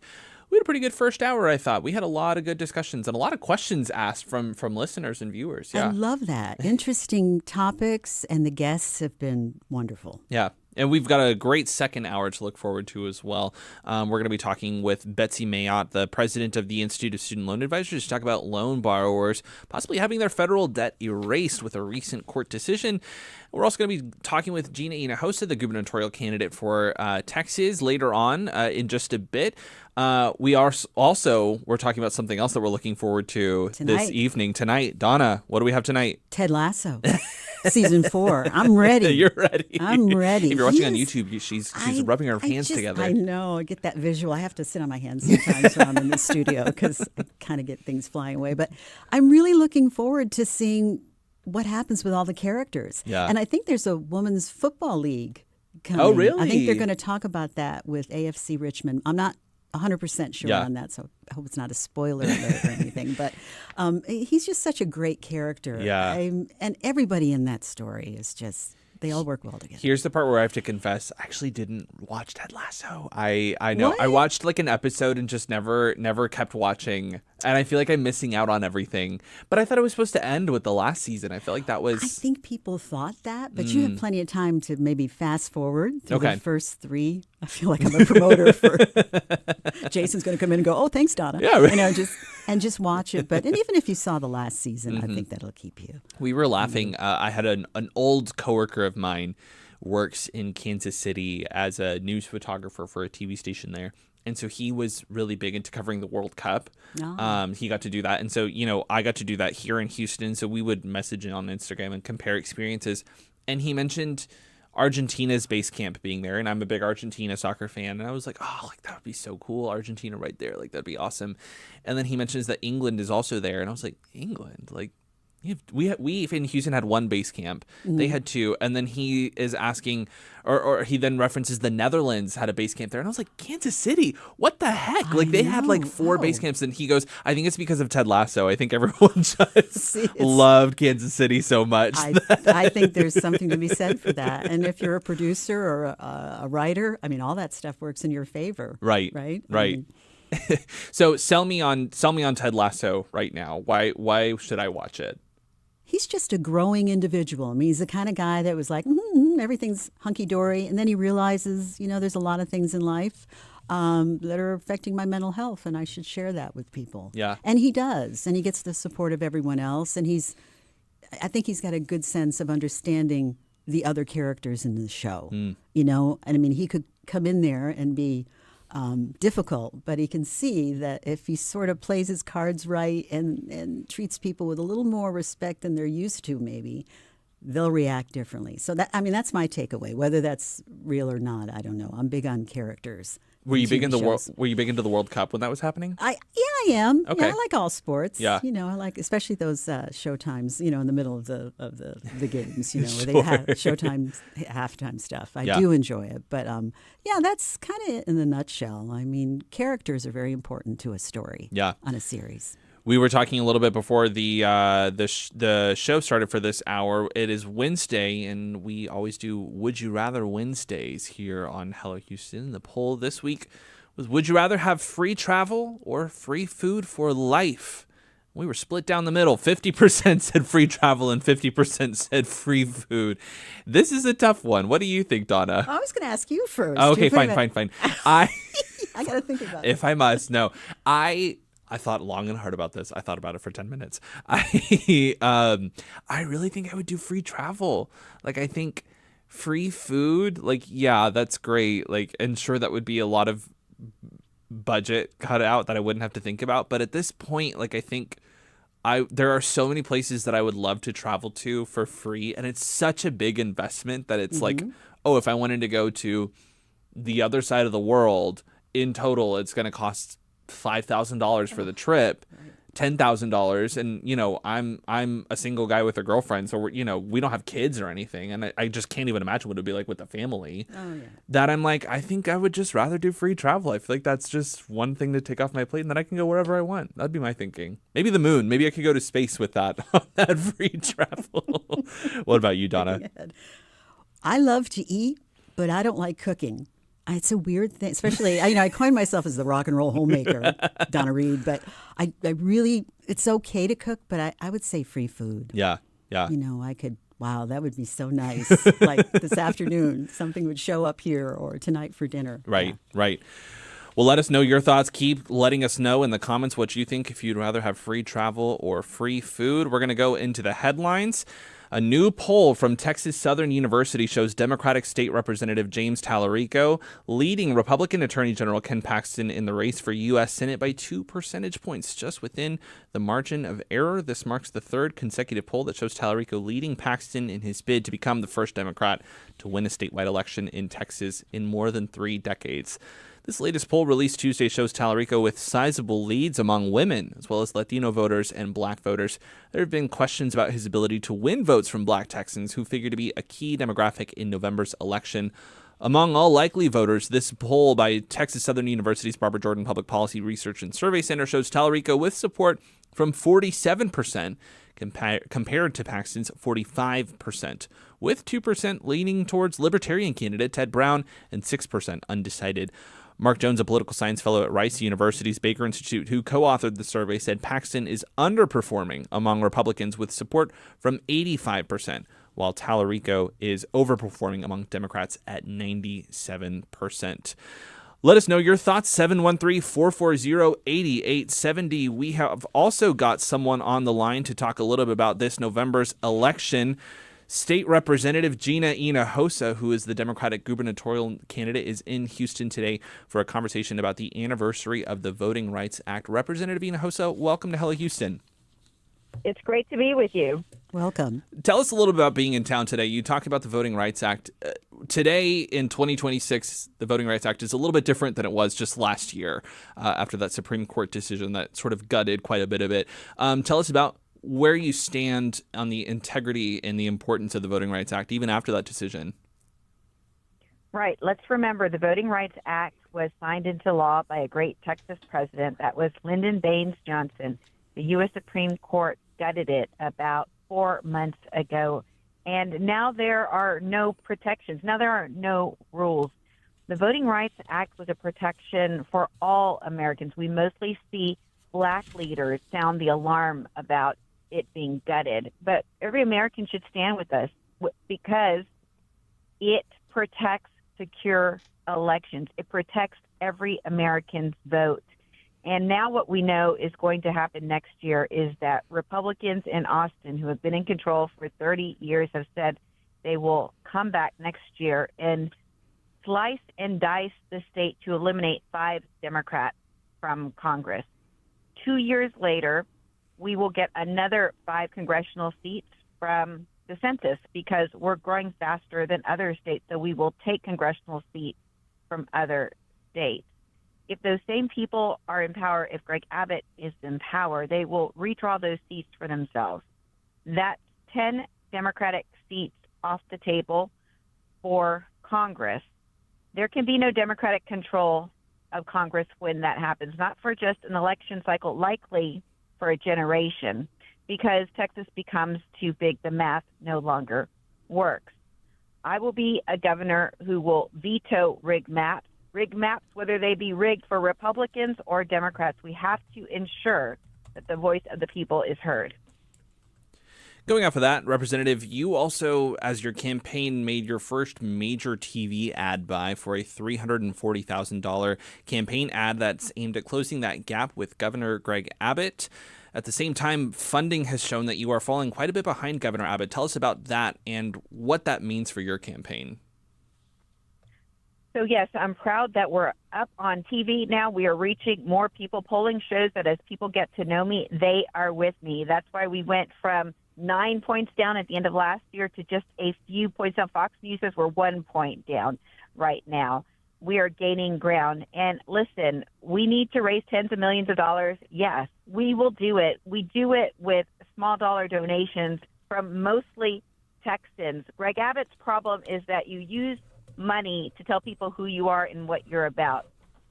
Most people know who Greg Abbott is and what he's about, and that's why he can't break 50% on any credible poll. They want change. They're tired of him. He has been in office 12 years. He has been in statewide office 30 years. People across this state are saying they want change. They're not necessarily now Team Democrat. They just are now, whatever this is, we don't want it. And so it creates an opportunity to win. And that's why you see in the polling what I'm hearing all across this state, and people who are not just Democrats, but independents and even Republicans are breaking ranks to vote for me. Will there be a debate between you and Governor Abbott? I have challenged the governor for a debate. This is the closest race he has ever had. He has so far refused to accept the challenge for a debate. We have networks trying to get him to do it, and he won't. He's scared because his record is we have the most uninsured of any state. We have the most uninsured children of any state. We have the most bankruptcies of any state. It's mostly our small businesses that are struggling. We have the first major American city to potentially run out of water. We have the most people being disconnected from their electricity because they cannot afford to pay their bills. That is Greg Abbott's record. He owns it, and he does not want to defend it publicly. And I will challenge him again to debate me. The people deserve to hear it. Talking about being scared, that Governor Abbott is scared, Representative, recent polling has put you just about 3% shy of where Governor Abbott stands in terms of favorability, but prospects for voting this November. And that is also within the margin of error, if I'm understanding correctly. I'm curious your thoughts that, back in 2024, Colin Allred was in a very similar position, showing within 3 to 6 percentage points of where Ted Cruz was during that race. And ultimately, on Election Day, he lost, I believe, 18 points to Ted Cruz. Tell me, what makes your campaign different? What makes it different is that this is the midterm election with Trump in the White House. Last time we had that was 2018, when we came so close to flipping. Nobody experienced that flip stronger than Harris County, where Democrats flipped everything. And we were not ready then. We are ready now. We have now Democrats running for every state House, state Senate seat, and congressional seat. The result is I got twice as many votes in my primary as Beto got in his, because people are working it in every corner of the state. And it is showing young people are back, young people are voting. This economy is really making people angry, and people have come back and they're participating and they're voting. And again, they want, and we see it. It's not just a vibe. We see all throughout the state. Democrats are winning this year where we haven't won in a long, long time, sometimes ever. We know it happened in Tarrant County, where we flipped a state Senate seat, swung at 31 points to elect Taylor Vermette. It happened in Fife Air, where they flipped the school board. It happened in Pearland, where they flipped a mayor's seat. It happened in Leander. So don't let them tell you it can't happen in Texas, because it already is. One other question for you. You mentioned voters being angry. I know that something a lot of voters have expressed concerns about is data centers. And obviously you have, as a candidate, made a lot of attention on data centers and the role that they're playing in Texas. This week, Governor Abbott decided to call for an audit of data centers in Texas and put a pause on any sorts of new data centers opening. That is something that you had called on him to do. When he made that decision, though, you called it political showmanship. Tell me about that, why that wasn't enough for you. To be clear, he's not doing what I called on him to do. I called on him to put out a moratorium on data centers and convene the legislature so that we can put real protections in place. What Greg Abbott has done, he can undo at any moment. And most of us understand he will undo it if he wins his election before any laws can be passed by the legislature to put real protections in place against data centers. He invited all of these data centers into Texas with the richest tax breaks in the nation. And now they are descending upon our mostly rural communities where there are no rules. They don't have zoning regulation. They don't have much regulation at all. They don't even have paid firefighters or EMS. And these hyperscale data centers are moving in, taking advantage of people. And so that's the difference. Greg Abbott has received most of his campaign money from data center interest. No one believes that the arsonist will put out the fire. The only way we can have any assurances that people will be protected is if there is a moratorium until the legislature can meet and pass into actual law real protections for people. Representative, briefly, public school funding, what are your plans, and how far do we have to go to change what's going on in public schools? Well, we need a complete shift in how the state is operating public schools. More and more what I see, our money is going to vendor contracts. We spend a lot of money in this state. We are a high tax state, high property taxes, but that money isn't going into the classroom to pay teachers so we can have the best teachers in the classroom. And so many good teachers have left the profession, probably nowhere more than in Houston, actually. So my plan is to day one, fire Mike Morath, who's the Texas Education Agency Commissioner, and put an educator in that position. Our kids deserve that much. Then to wipe clean the vendor contracts and use that money to pay our teachers to be amongst the highest paid in the nation. I filed this bill last session, had a press conference where MAGA moms stood with me in support of this effort, because we all want the same for our kids. We want a great, rich education. We don't want teaching to a STAR test. We want an education to prepare our kids for a successful future. And so that's a back-to-basics approach. Representative, one last question. Your $1,500 one-time rebate proposal that you put forward. Tell us about that and why that's the strategy that you've chosen to adopt here. Yes, I have proposed $1,500 to every Texas family that comes from the Rainy Day Fund. It is not a normal type of proposal, but these are not normal times. I am coming across people more and more who are having to give blood, plasma, as a second job. Special education teacher who shows up before the doors open at the plasma center to give blood 2 to 3 times a week as a second job to pay her bills. That is unacceptable. Right now, there is no trust in government, and so we need to act to rebuild that trust. That's why I'm calling for $1,500 for every Texas family. It comes from the Rainy Day Fund, which is overflowing at $27 billion. It is capped. It has never been so high. It has historically been at $10 billion. I would take it back down to $10 billion and put that money back into the economy, back into the pockets of working Texans who I trust better to use that money than government right now. There is no trust. I don't trust government. And my first order of business as governor will be to rebuild that trust. Representative Gina Hinojosa is the Democratic gubernatorial candidate for the state of Texas this November. Representative, thank you so much for coming on to Hello Houston. Thank Great you. to be with you. We should make a note that we did also reach out to Governor Greg Abbott to see if he could come on the show, and we have not yet heard back. Coming up on Hello Houston, we're going to be talking with Betsy Mayotte, the president of the Institute of Student Loan Advisors, about loan borrowers potentially having their federal debt erased under the Sweet versus McMahon statement. This is Hello Houston on News 88.7.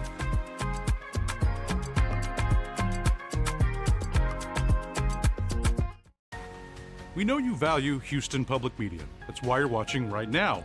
So take the next step and become a new member of the station you rely on. Every gift makes a difference. And what matters most right now is supporting the station that brings you the news and information you rely on. It only takes a minute to make a big difference. So join as a new member today at houstonpublicmedia.org/donate or call 800-364-8300.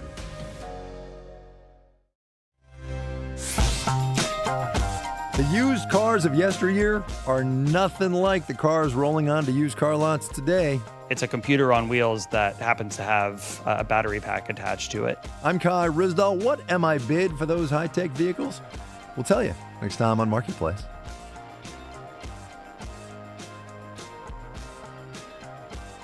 You can listen to Marketplace later today. It's on at 6:30 on News 88.7.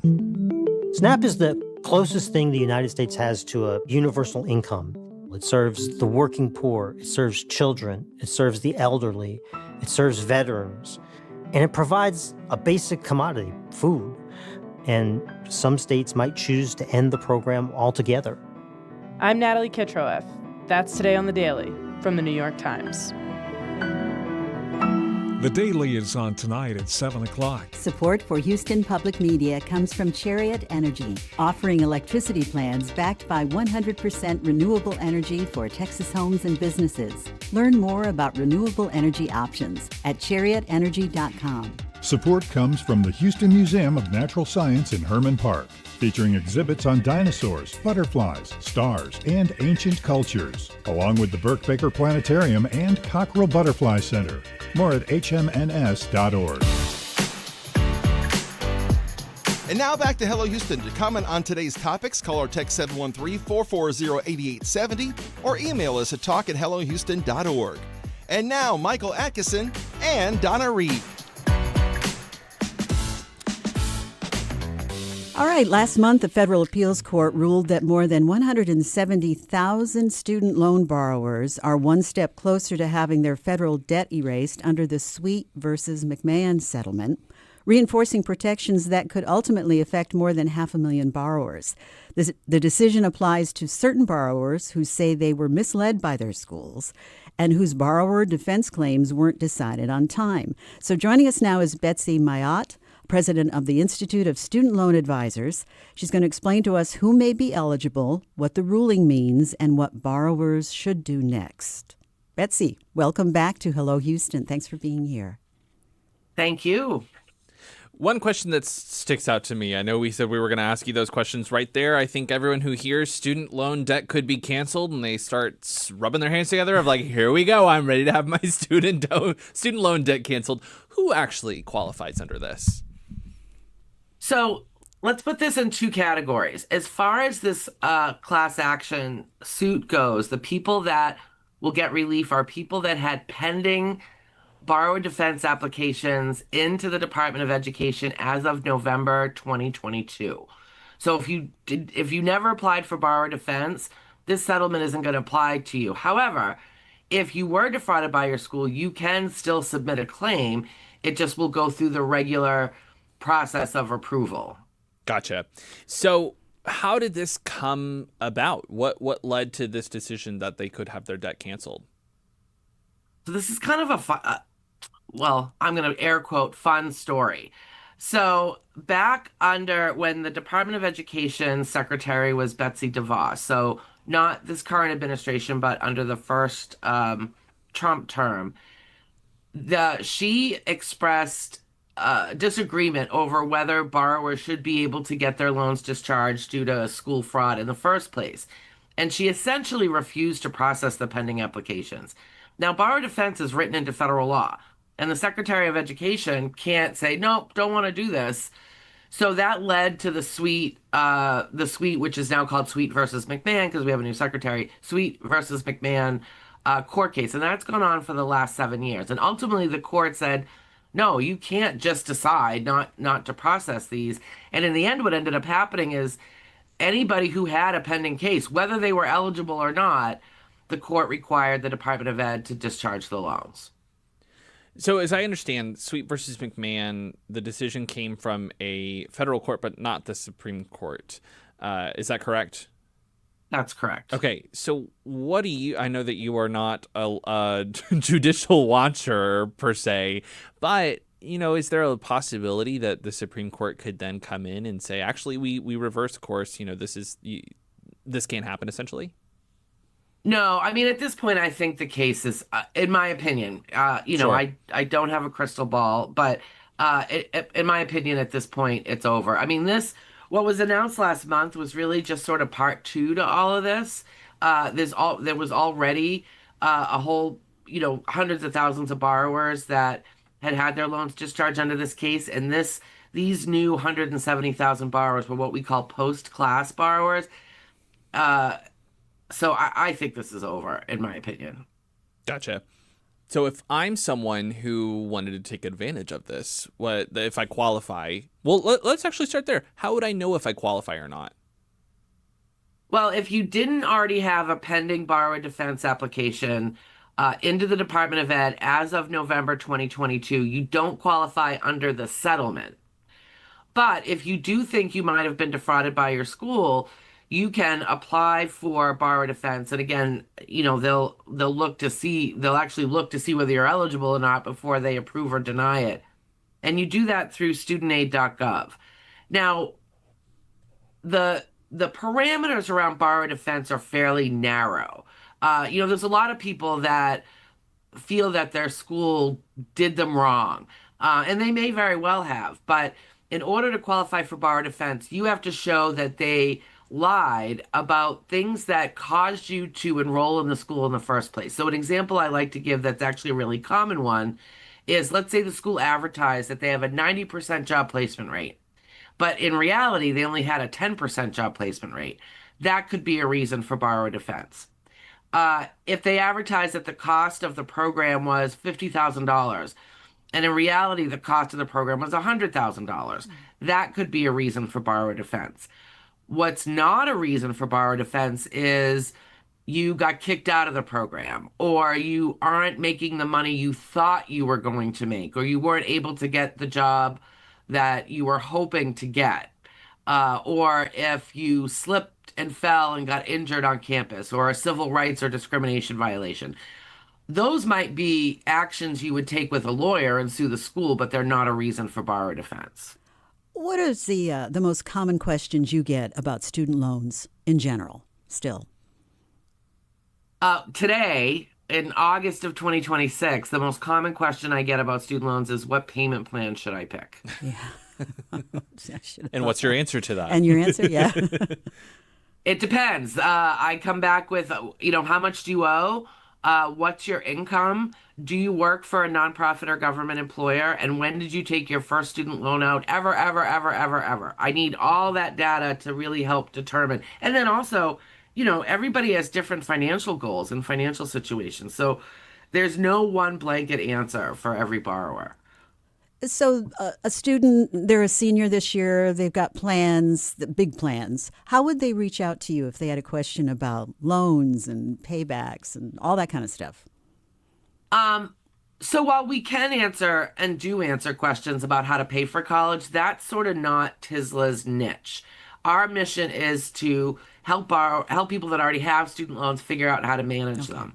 I would, like to recommend another free nonprofit whose focus is on paying for college, and that's mappingyourfuture.org, which is actually in Texas. Oh, awesome. There you go. Love a Texas business. That's right. I'm curious, with all the talk in this administration of dissolving the Department of Education, the question is how is that going to impact student loans and the future of student loans as you see it? Because, as we were talking about this case, Sweet versus McMahon, that it really came down to the will of who was in office at the time, that it was Betsy DeVos was the education secretary. So, as we go from administration to administration, lots of changes happen. Where do you see the discussion about dissolving the department affecting student loan applications and this process of resolving claims like this? Yeah, I've been getting this question a lot as well. First of all, I'm not convinced that most of this that there is going to be a resulting dissolving of the Department of Education. But I've been wrong before. Let's say I'm wrong on this. At a very high level, I actually don't see it affecting consumers very much at all. The systems won't change, the databases they use to process the loans. I don't expect the vendors, so the loan servicers, to change very much. The rules don't change. The terms and conditions of the loans won't change. It's just a matter of who's the boss. Is the boss the Department of Education, or is the boss Treasury, or is the boss Department of Labor? So I actually expect that if this were to happen, it would be vastly invisible for the day-to-day for the average consumer who holds student loans. We are speaking with Betsy Mayotte, the president of the Institute of Student Loan Advisors. If you want to join the conversation, give us a call or text at 713-440-8870. We'll get your questions answered. One question that I have for you, kind of going off of that, Betsy, is as we talked about administration to administration, it can't be missed that the Biden administration had promised to cancel student loan debt, and there's this whiplash. What have you seen from student loan borrowers in terms of optimism, shall we say, about the prospects of actually getting their student loans erased or even just paid off in general?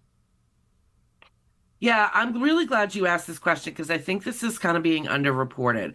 So, I have been working in the student loan industry since, the Dead Sea was just a little bit sick. And I can say without feeling like I'm being overdramatic that the past 4 or 5 years have been the most chaotic time as far as student loan policy goes. Whiplash is a great word to use. Hey, your loans are being forgiven. Oh, never mind, the courts overturned it. Hey, there's this great new payment plan that's going to make your payments more affordable. Oh, never mind, courts overturned it. Loans being paused for years. And in the meantime, now that everything's sort of getting back to normal, we have a lot of consumers have a lot more economic strains than they did pre-COVID. Groceries are more expensive, healthcare costs are more expensive, gas is more expensive. And with all of this whiplash and confusion, I am seeing there's just a lot more strong emotions with consumers. Some of them are angry. Some of them are anxious. There's a real fear of not being able to afford their monthly payments and then what's going to happen to them there. It's something I've never seen before. I'm curious. You mentioned them being angry, and this is not supposed to be some sort of gotcha question. I'm genuinely curious. Who are they angry with in general? Is it the Biden administration for promising this? Is it the courts for overturning it? Does that make sense? Where does their anger usually fall? I think their anger falls, for those that have strong political opinions, they blame whichever side that they're not on from a political standpoint. For those that aren't particularly political, they're just mad at the system. Why is this so hard? Why is this so unaffordable? Why isn't the government in general the government forgives PPP loans. Why can't they forgive loans for me? You know, the government provides subsidies here. Why can't they provide subsidies to us? It's really sort of kind of depends on the person's personality, who it is they're angry with. And if the scope of student loan policy has shifted, how have you and your team had to shift to catch up, essentially? Well, you know, you don't get a lot of, I haven't had a lot of days off in the past couple of years. I felt like anytime I tried to take like a Friday afternoon off, there would be a big press release and, you know, my work life would explode. I'd have to like, you know, leave the bar and, you know, go read up and make sure I understood everything that was going on so I could explain it to borrowers. I mean, I feel like TSLA's role here, a big part of our role, is to try to parse out what's going on, put it into plain English, and give people an action plan. So, you know, it's just trying to keep up with things and making sure that we're keeping up with things. Mm-hmm. Yeah. To that point, you know, you had mentioned that it was really the last 4 or 5 years, I believe, was the range that you gave that things had started to really shift in terms of student loan policy. Has the scope shifted? You also mentioned what I'm getting at. You also mentioned that we're now kind of getting back to normal, I believe was the wording that you used. Are we back to normal? Is this what it was like a decade ago or so? Or is this kind of just a new normal? She's thinking. Not yet. We're not at normal yet, but you know, I'm hoping that, you know, HR 1 made a lot of really big changes to student loans in general. And Congress, once they do make a big, giant policy change, they tend to leave student loans alone for a minute. And by a minute, I mean like 10 or 15 years. So what I'm thinking is that, you know, we're still sort of cleaning up from what started with COVID and then progressed into these big major policy back and forths. But I don't anticipate any really big policy changes now for at least another 4 or 5 years. So that will give time to settle down where people know the rules and don't have to worry about the rules are going to change again tomorrow. Turning back to Sweet versus McMahon now, I believe the number is about 170,000 people could have their student loan debt erased. How big is that in the grand scheme of things when it comes to the overall picture of student loan borrowers? Well, you know, the total number of borrowers that in the end will end up getting relief under Sweet versus McMahon is actually almost 500,000. Oh, wow. Which is a pretty big chunk if you consider there's about 44 billion federal student loan borrowers. I also want to point out that apparently this is the largest class action settlement in the history of the United States. Wow. At about $23 billion. So, you know, not just a flesh wound. Sure. So with that, then, how does this look in the grander picture of student loan borrowers then? You know, I think that, first of all, I think, you know, future administrations will be very careful about ensuring that they understand where their authority lies and where it doesn't. And if they disagree with the rule, going through the proper channels to change that rule rather than just saying, nah, I'm not going to do it because of the outcome that we saw here. I think there was a big lesson there. As far as the grand scheme of things with student loan borrowers, once the dust settles for Sweet versus McMahon and all the borrowers that were in that class get their relief, I don't think that there's going to be a big effect on the rest of the borrowers. I will also say, though, another positive thing about this lawsuit is I think it brought to light that to a lot more borrowers that borrower defense even existed, and borrowers that might be eligible for it might apply, whereas people might not have known before that borrower defense was even an option. Yeah. Just in our final thoughts as we wrap things up, you know, I think a lot of people are going to hear this, and again, we alluded to this earlier, and say, "Oh, I want to get my student loan debt erased." Just to the people who are listening right now, what would you recommend that they do to make sure that they qualify, or you know, if they do qualify, where should they go? What should they do? Well, if they haven't already applied for borrower defense, they're not eligible for the settlement. Full stop. But if they do think that their school defrauded them, I strongly recommend they go to studentaid.gov and go to the borrower defense page. There's actually really great write-up on what qualifies and how to write what would be considered a complete application. All right, perfect. Betsy Mayotte is the president of the Institute of Student Loan Advisors. Betsy, thank you so much for coming back to Hello Houston. Thank you. And get some good work-life balance. It sounds like you get a lot of questions. I'll get there. Thanks for having me. We appreciate your time. Coming up, we're going to discuss the importance of preserving Black Southern history. Stay with us as Hello Houston continues.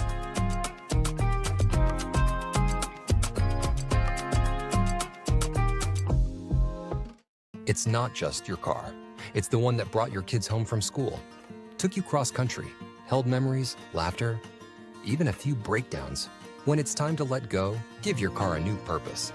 Donate it and turn memories into meaningful support for this station. Plus, you'll enjoy free and easy pickup, potential tax benefits, and a simple donation process. Your gift supports the programs you and your family love. Donate today and help keep public media strong. Call or donate online. You can hear Think tonight at 11. This week on This American Life, 29 days after a local hospital closed its birthing unit, Katie went into labor. So that's not great, right? And then something else happened. I said, Sasha, then get a chainsaw and cut the wall down because I didn't want the baby to die. One doctor doing incredible things, so many of them, things she has never done before. That's this week.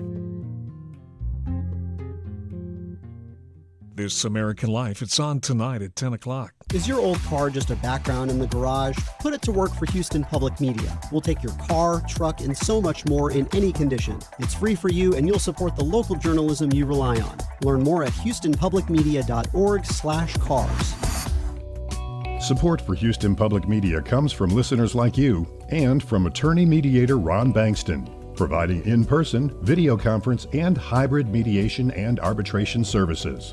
More information is available at ronbankston.com. Support comes from Baylor College of Medicine.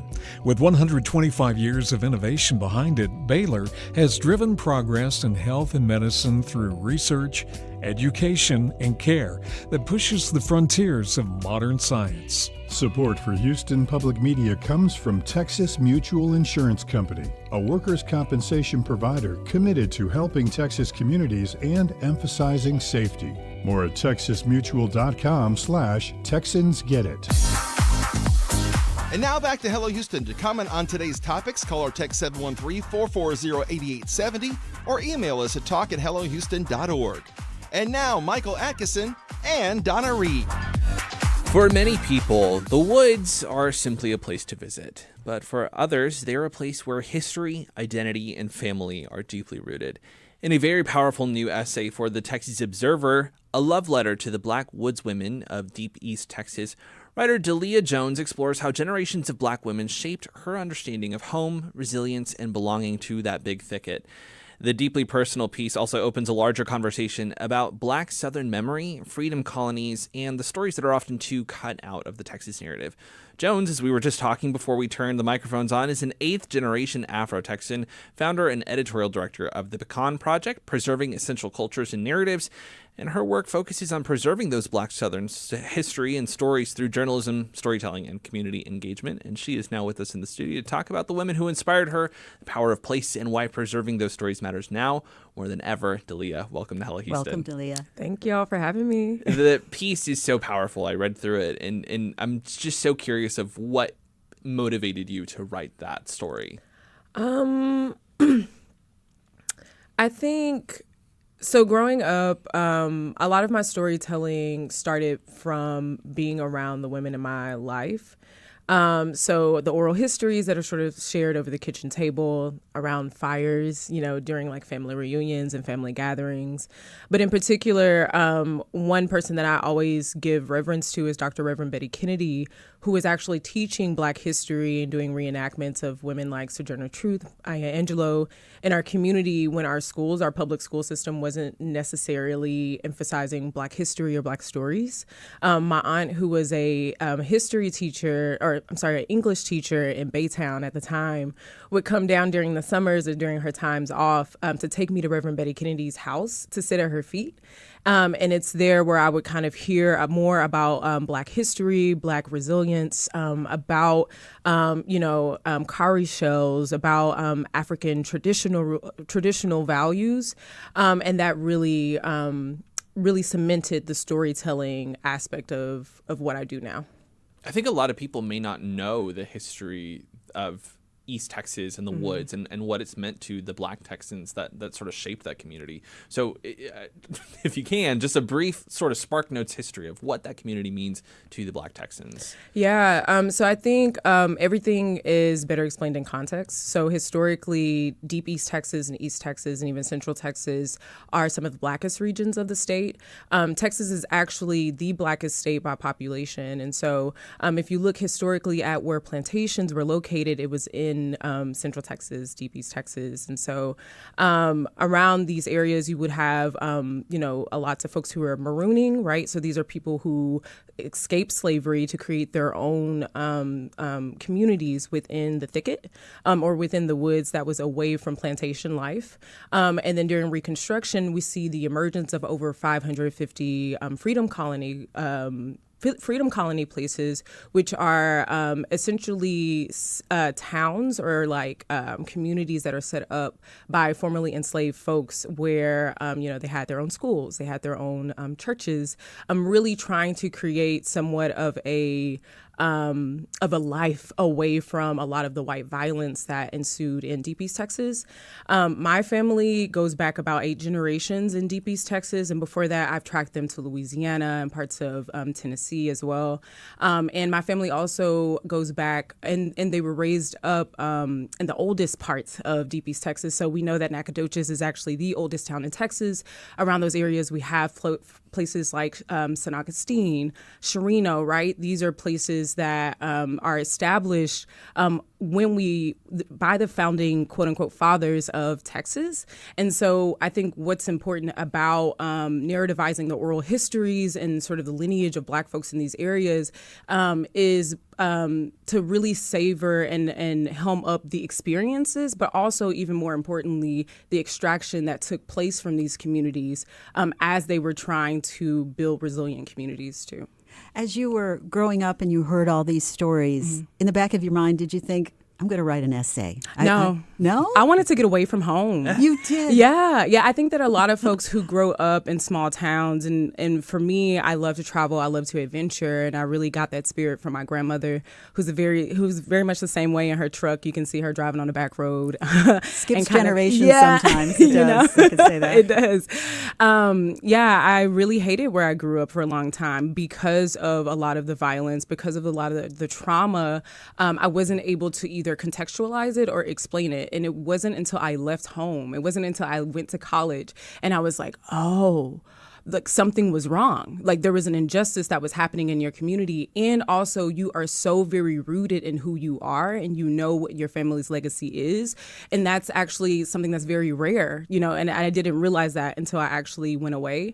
Having a relationship to the land, there's something about the spiritual aspect of really being centered and knowing who you are started for me with my elders. I had my grandma in my life. I had my great-grandma in my life. I had my great-great-grandma in my life, and I know that that's a privilege, and hearing the stories about how, my grandma would, feed red dirt to pregnant women because of, the iron deficiencies that they had and the minerals from the red dirt would help them. I talk about how my grandma tells me about how she would take the cobwebs and the spider webs from the corner of the room and put them in my mother's wounds to cleanse the wounds, right? And so that right there shows you how much the people there have been able to sort of archive the way of living in close proximity to the land, and also the indigenous knowledge that is so very melded into the way of living in that area. What did they think when they read your essay, your family members? I'm still waiting on my mom's response. And why is that? Yeah.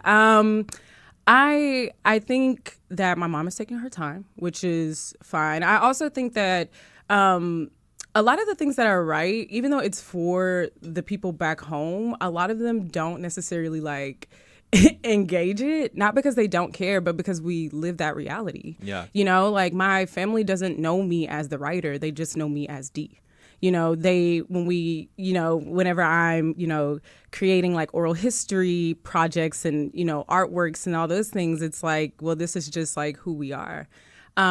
Which is why I really value home, because I feel very rooted in who I am without all of the bells and whistles that I think you have to sort of showcase when you are sort of in the city or in communities that don't necessarily have a lineal tie to each other. So to that point, you talked about not really recognizing the weight of your community's history until you were in college and an adult. And I feel like a lot of people can relate to that, of not really recognizing like their history, their lives, and the weight of it and what it means to be here today until it's not that it's too late, but until you look back and you're like, oh, like I should have known. I wish I had known. Do you get this sense that the people that you grew up around in Lufkin, do you get the sense that they know the history that's around them, that vibrant history? I think that they know somewhat of the history. I also think that they know a little bit of the history, but I think that sometimes the history needs to be contextualized. I think that for many of us, especially like folks like me in my younger days when I was trying to get away from home, I didn't know the importance of home. I didn't know that my family was from the oldest region of Texas, right? I didn't know that it wasn't normal to have 8 generations of family, that you could actually tie yourself to. And I think the thing I always talk about when I talk about East Texas is like that region is just as diverse as the rainforest, right? And so what does it mean for folks who have a relationship to an ecology that diverse? And also when we're talking about extraction, the oil industry, lumber industry, and the railroad industry eviscerated that part of Texas. And so why are we not talking about the amount of material wealth that was removed from Black people in this area? For me and the work that I do with Pecan, it's never about the material reparation, more of the spiritual reparation. And we have to have a relationship with the land in order to have the spiritual reparation that we are owed here in Texas. So yeah, I don't know if that answered your question. I kind of went down a hole, but no, that was good. It it made me think of, I know they're in certain circles practically buzzwords at this point, but as people are reconciling with the 1619 Project and the 1836 Commission that was the Republican state response of how we tell history, I found it particularly poignant, as you mentioned, that Nacogdoches is the oldest city in Texas, and the Black community has been there since the start. Essentially, is so profound to think about that from the very beginning. Black people have been here and are telling Texas' story, and it's a story that needs to be preserved as you work towards and that you champion, essentially. Right. And the community there, too, I think because of the amount of, again, violence and extraction that has happened in that community, they're very closed off.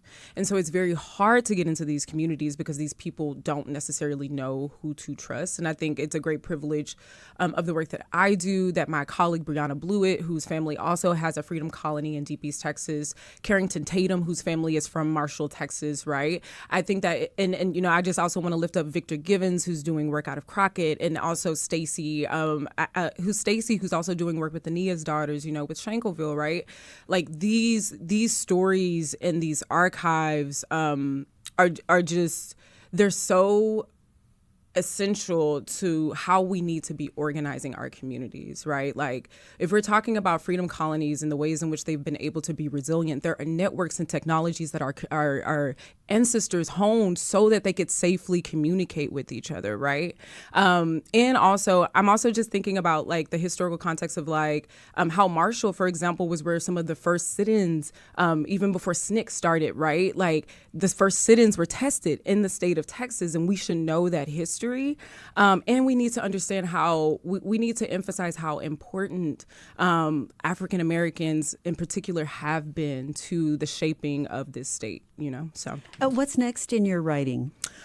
Oh, that's a good one. I don't know why did you ask that question. A lot of outlines or? Honestly, I write according to like how I feel like I need to heal.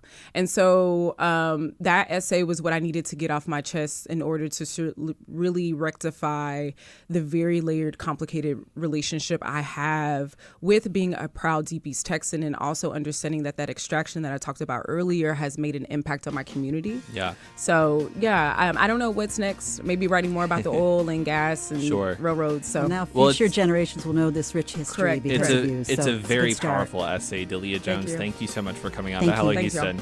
Perfect. And Donna Reed, thank you so much for joining. Anytime. Being I've a guest enjoyed host. it. Guests We'll are do great. it again I've on learned Friday. Yes, Friday. And thank you for listening to Hello Houston or watching on our live stream. We'll see you right back here tomorrow for another great couple of hours. Stay with us.